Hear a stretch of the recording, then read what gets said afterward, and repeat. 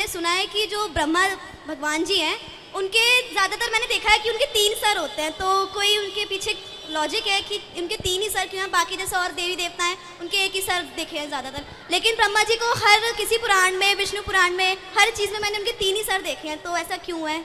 चारों, जब ब्रह्मा जी का प्राकट्य हुआ तो जन्म लेते ही उन्होंने देखा कि मैं कहाँ से आया हूँ, किस दिशा से, चारों तरफ देखने से उनके 4 सिर हो गए, इसलिए 4। मेरा एक क्वेश्चन है कि जैसे मैंने सुना है कि जो ब्रह्मा भगवान जी हैं उनके ज़्यादातर मैंने देखा है कि उनके 3 सर होते हैं, तो कोई उनके पीछे लॉजिक है कि उनके 3 ही सर क्यों हैं? बाकी जैसे और देवी देवता हैं उनके एक ही सर देखे हैं ज़्यादातर, लेकिन ब्रह्मा जी को हर किसी पुराण में, विष्णु पुराण में, हर चीज़ में मैंने उनके 3 ही सर देखे हैं, तो ऐसा क्यों है? ब्रह्मा जी के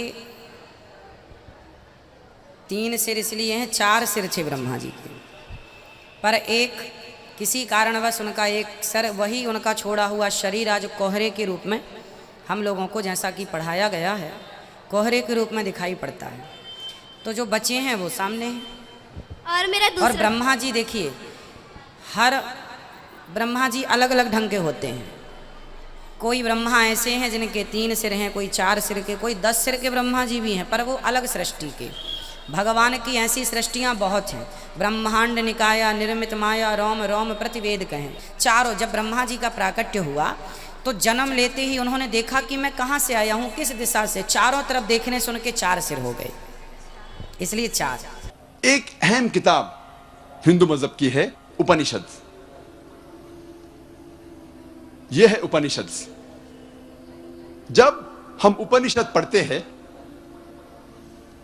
लिखा हुआ है छंदोग्य उपनिषद में, पाठ नंबर 6, भाग नंबर 2, श्लोका नंबर 1 में, एकम एविदित्यम, यह संस्कृत श्लोक है जिसके मानी है भगवान एक ही है, दूसरा नहीं है। लिखा हुआ है श्वेताश्वतारोपनिषद में, पाठ नंबर 6, श्लोका नंबर 9 में, नाचस्य कसिज जनिता न चदीपा, जिसके मानी है उस भगवान, उस खुदा का कोई भी रब नहीं है, उस खुदा, उस भगवान का कोई भी वालिदैन नहीं है, ना पिता है ना माता है, ना बाप है ना मां है, कोई भी रखवाला नहीं है। लिखा हुआ है श्वेताश्वतारोपनिषद में, पाठ नंबर 4 में, श्लोक नंबर 19 में, न तस्य प्रतिमा अस्ति, उस भगवान, उस खुदा की कोई भी प्रतिमा नहीं है। प्रतिमा की मानी अक्स, स्टैच्यू, स्कल्पचर, फोटोग्राफ, पेंटिंग, ये सब प्रतिमा की मानी है। उस भगवान, उस खुदा का कोई भी प्रतिमा नहीं है, ना कोई तस्वीर है, ना कोई स्कल्पचर है, ना कोई स्टैच्यू है, ना कोई बुद्ध है, ना कोई पेंटिंग है। लिखा हुआ है भगवत गीता में, जो सबसे ज्यादा पढ़ी जाने वाली किताब है। भगवत गीता में भगवान का तस्वुर है। पाठ नंबर 7 में, श्लोका नंबर 20 में, all those whose intelligence has been stolen by material desires, they worship demigods. जो पैसे के पीछे भागता है वो गलत खुदाओं की पूजा करता है। और कुछ तर्जुमा भगवत गीता में लिखा हुआ है कि जो आदमी पैसे के पीछे भागता है वो बुत परस्ती करता है। भगवत गीता में लिखा हुआ है, पाठ नंबर 10 में, श्लोका नंबर 3 में, मैं भगवान पैदा नहीं हुआ हूं, मेरी शुरुआत नहीं है, मैं सारे आलमों का रब हूं। और सबसे अहम किताब हिंदू धर्म में है वेद। जब हम वेद पढ़ते हैं, यजुर्वेद में लिखा हुआ है,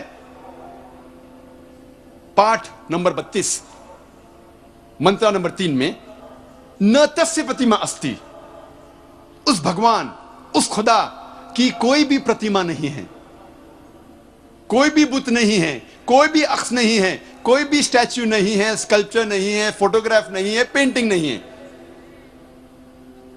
जिक्र है यजुर्वेद में, पाठ नंबर 40, मंत्र नंबर 9 में, अंधात्म प्रविशंति या असंभूति मुपास्ते, ये संस्कृत श्लोक है जिसके मानी है अंधात्म अंधकार में प्रविशंति दाखिल हो रहे हैं।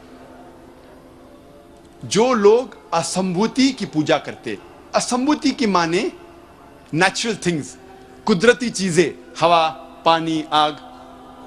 यजुर्वेद में लिखा हुआ है अंधकार में दाखिल हो रहे हैं वो लोग जो कुदरती चीजों की इबादत करते हैं, पूजते हैं, जैसे कि हवा, पानी, आग। और आगे लिखा हुआ है और घोर अंधकार में दाखिल हो रहे हैं वो लोग जो संभूति की पूजा करते हैं। संभूति की मानी इंसान की बनाई हुई चीजें, जैसे टेबल, कुर्सी, बुत वगैरह। अगर आप कुदरती चीजों की इबादत करते हैं तो आप अंधकार में दाखिल हो रहे हैं। अगर आप बनाई हुई चीजों की इबादत करते हैं तो आप और घोर अंधकार में दाखिल हो रहे हैं।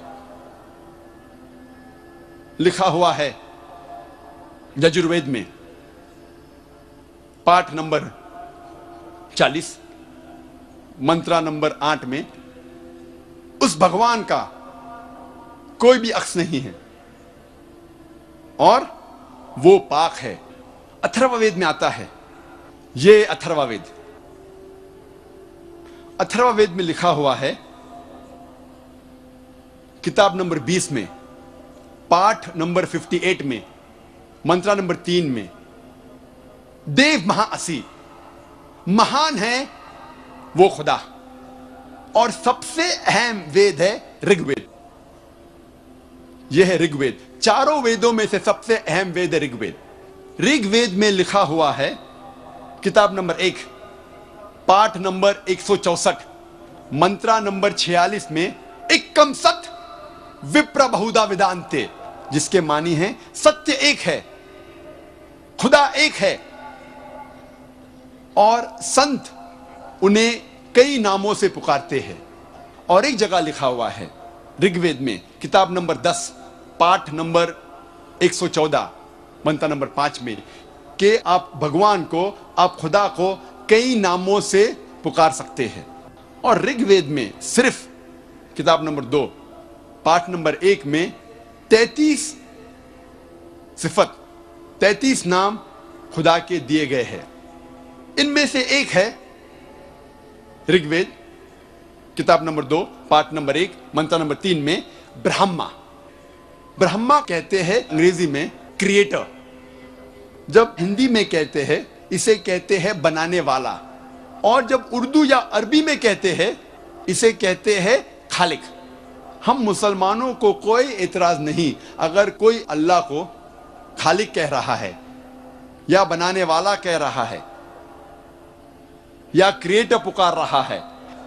लेकिन अगर कोई शख्स कहता है कि ब्रह्मा वो है और उसको एक अक्स देता है, एक प्रतिमा देता है और कहता है कि उसके 4 सिर है और हर सिर पे एक मुखट है, तो हम मुसलमान इस पर एतराज करते हैं। और आप श्वेता स्वतार उपनिषद पाठ नंबर 4 श्लोक नंबर 19 के खिलाफ जा रहे हैं, जिसमें लिखा हुआ है न तस्य प्रतिमा अस्ति, उस खुदा, उस भगवान का कोई भी प्रतिमा नहीं है। और एक नाम ऋग्वेद किताब नंबर 2 पाठ नंबर 1 मंत्र नंबर 3 में है विष्णु। विष्णु अंग्रेजी में है सस्टेनर, चेरिशर। हिंदी में हम कहेंगे पालने वाला, उर्दू या अरबी में कहेंगे रब। हम मुसलमानों को कोई एतराज नहीं अगर कोई कहता है कि अल्लाह रब है या पालने वाला है या चेरिशर या सस्टेनर है। लेकिन अगर कोई शख्स विष्णु को कोई अक्स देता है, कोई प्रतिमा देता है और कहता है कि विष्णु वो खुदा है जिसके 4 हाथ है, एक हाथ में है चक्रा, दूसरे हाथ में है शंख, और वो पानी पे जा रहा है सांप के ऊपर या हवा में उड़ रहा है गरुड़ा पे, हम मुसलमान इस पर एतराज करते हैं। और आप यजुर्वेद पाठ नंबर 32 मंत्रा नंबर 3 के खिलाफ जा रहे हैं, जिसमें लिखा हुआ है न तस्य प्रतिमा अस्ति, उस खुदा, उस भगवान की कोई भी प्रतिमा नहीं है। ऋग्वेद में लिखा हुआ है, किताब नंबर 8, पाठ नंबर 1, मंत्र नंबर 1 में, मां चिदन यदि संसद, भगवान एक ही है, सिर्फ उसकी पूजा करो, सिर्फ उसकी तारीफ करो। ऋग्वेद में लिखा हुआ है, किताब नंबर 6, भाग नंबर 45, मंत्र नंबर 16 में, या एक इतमुश्ती ही, एक ही खुदा है, एक ही भगवान है, उसकी सिर्फ तारीफ करो, सिर्फ उसकी पूजा करो। और हिंदू धर्म में बुनियादी उसूल, फंडामेंटल क्रीड है, एकम ब्रह्म द्योत्या नास्ते, नेहना नास्ते किंचन।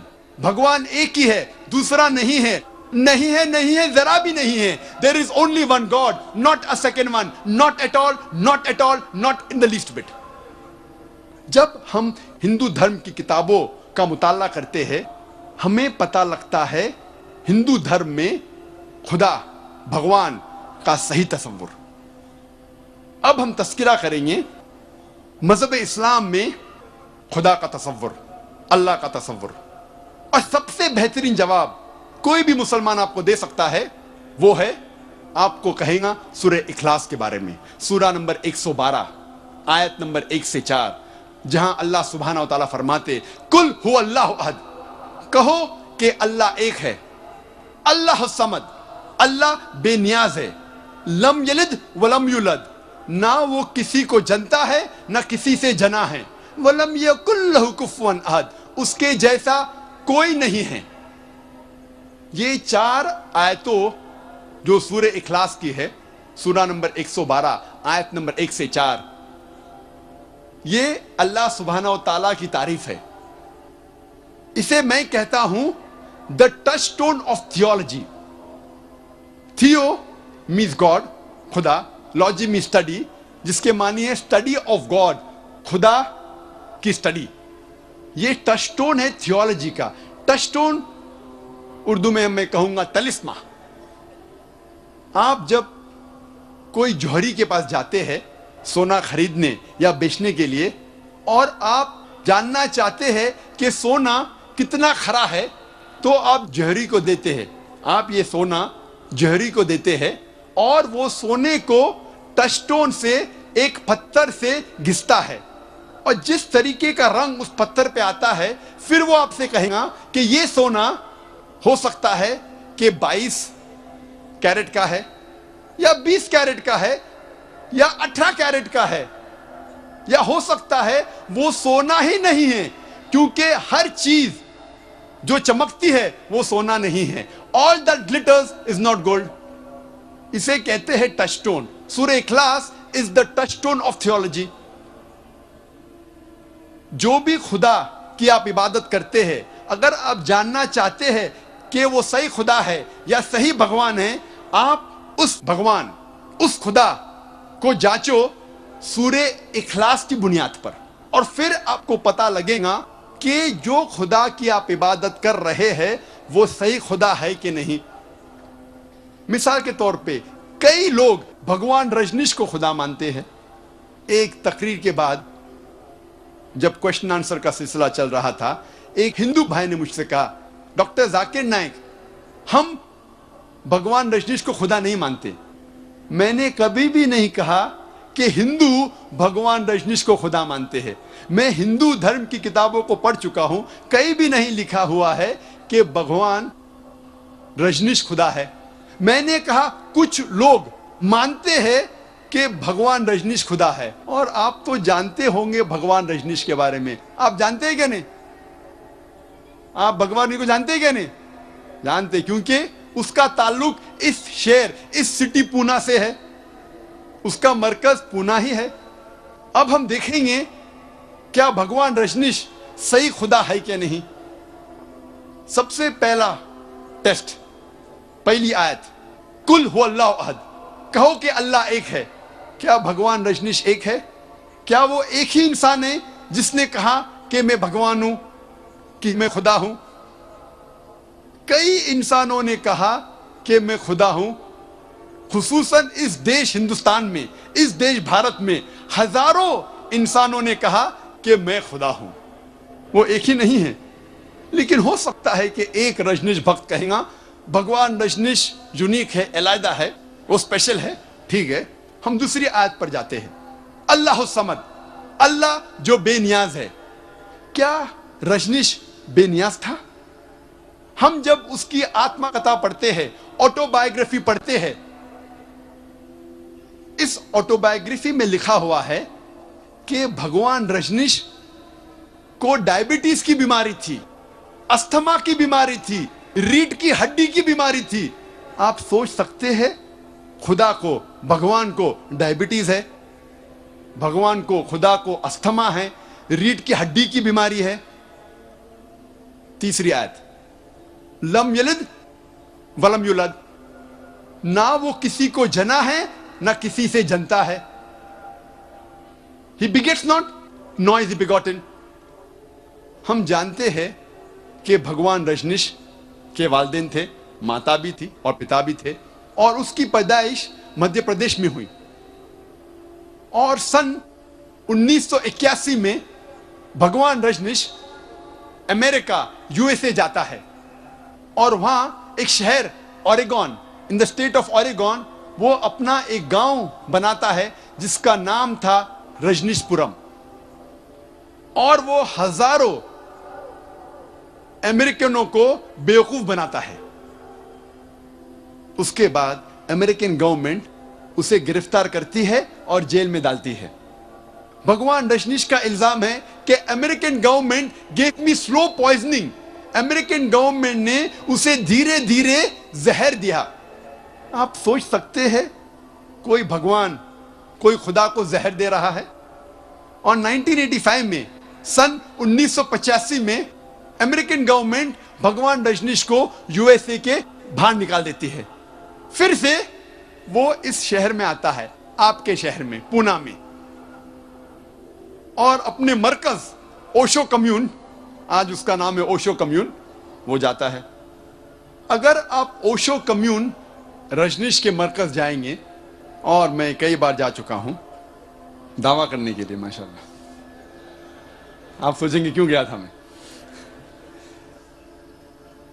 आप उसकी समाधि पे जाएंगे, उसके टूमस्टोन, उसके तख्ती पे लिखा हुआ है भगवान Rajneesh, Osho never born never died but visited the earth from the 11th of December 1931 to the 19th of January 1990.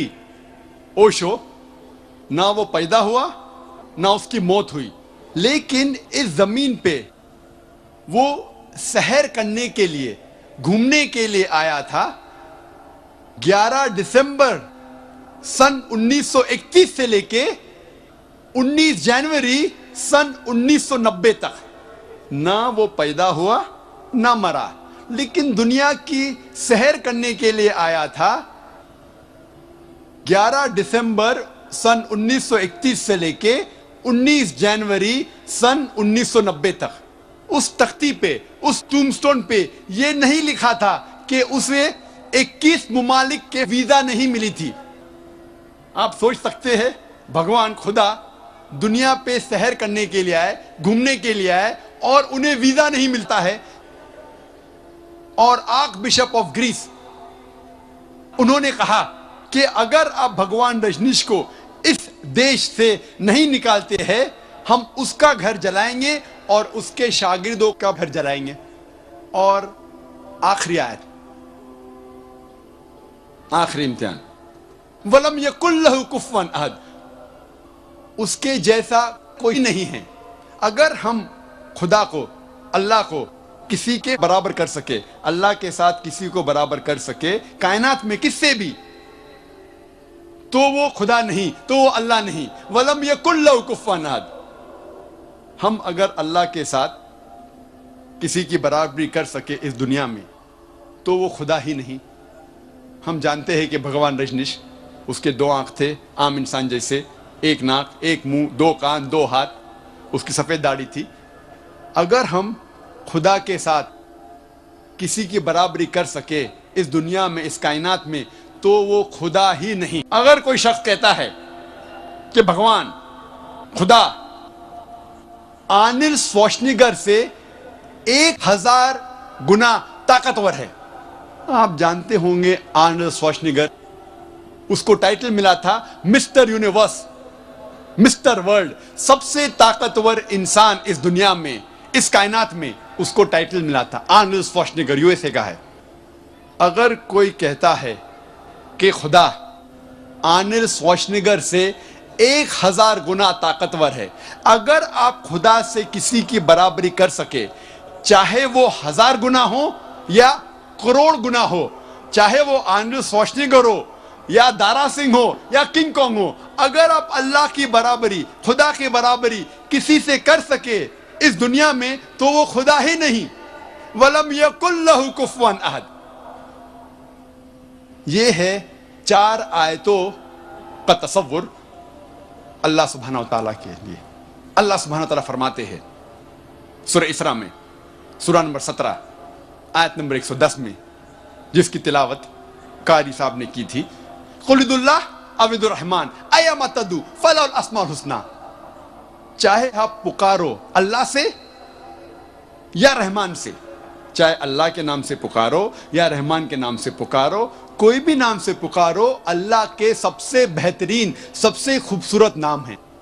और इसका जिक्र सूरह इसरा सूरा नंबर 17 आयत नंबर 110 के अलावा सूरह आराफ सूरा नंबर 7 आयत नंबर 180, सूरह तहा सूरा नंबर 20 आयत नंबर 8 और सूरह अल हशर सूरा नंबर 59 आयत नंबर 24 में भी आता है कि अल्लाह सुब्हानहू व तआला के सबसे बेहतरीन, सबसे खूबसूरत नाम है। आप कोई भी नाम से पुकारो, लेकिन अच्छे नाम से पुकारो, खूबसूरत नाम से पुकारो, वो नाम जो अल्लाह सुब्हानहू व तआला अपने बारे में पुकारना पसंद करता है। और कुरान और हदीस में अल्लाह सुब्हानहू व तआला की 99 सिफत है। No less than 99 attributes have been given to Allah subhanahu wa ta'ala, जैसे कि अर्रहमान, अर्रहीम, अल हकीम, अल खालिक, और सबसे ऊपर है अल्लाह। हम मुसलमान अल्लाह को इस अरबी लफ्ज अल्लाह से क्यों पुकारना पसंद करते हैं? क्योंकि ये लफ्ज अल्लाह जो अरबी है, इसको तोड़ा या मरोड़ा नहीं जा सकता है। अक्सर जितनी भी दिगर ज़बानों में अल्लाह का जो तर्जुमा होता है या जिस दिगर ज़बानों में अल्लाह को बुलाया जाता है, उस अल्फाज को तोड़ा या मरोड़ा जा सकता है। मिसाल के तौर पे अंग्रेजी में हम कहते हैं गॉड, इस लफ्ज गॉड को तोड़ा या मरोड़ा जा सकता है। मिसाल के तौर पे अगर गॉड को हम जोड़ते हैं एस, तो हो जाता है गॉड्स, प्लूरल ऑफ गॉड, खुदा की जमा। जी दोस्तों, जैसे कि आप लोगों ने आज की वीडियो देखी है कि एक बच्ची अपने पंडित से सवाल करती है कि हमारे भगवान के 3 सर कैसे हो सकते हैं, 3 सर क्यों हैं? बाकी जितने भी मूर्ति हैं उनके 1 सर होते हैं, लेकिन हमारे भगवान के 3 सर क्यों हैं? इस पर आप लोगों ने देखा है कि पंडित उसे जो जवाब देता है वो कभी इधर उधर कर लेता है, लेकिन डॉक्टर साहब जो जवाब देते हैं वो बहुत खूबसूरत होता है। डॉक्टर साहब कहता है कि आप लोग के जितने भी वेद में जो भी भगवान की ज़िक्र किया हुआ है, वो एक ही भगवान का ज़िक्र किया है कि आपका बनाने वाला सिर्फ एक है। और डॉक्टर साहब ने यह भी कहा है कि अगर आप लोग हमारे अल्लाह को कहीं और नामों से पुकारे तो हम इस पर एतराज़ नहीं करेंगे, क्योंकि अगर आप लोग हमारे अल्लाह को भगवान कहे या कोई और नाम कहे तो हम इस पर एतराज़ नहीं करेंगे। लेकिन अगर आप लोग ये कहे कि भगवान के अल्लाह के 2 हाथ है, 3 सर है, तो हम खामखा इस पर एतराज़ करेंगे। तो दोस्तों, अगर वीडियो आप लोगों ने पूरी देख ली हो तो उम्मीद करता हूँ कि बहुत कुछ आप लोगों ने इसमें सीखा होगा और बहुत मालूमात आप लोगों को मिली होगी। तो दोस्तों, इसे सवाब की नीयत से अपने दोस्तों के साथ लाजमी और ज़रूर शेयर करें। वस्सलाम।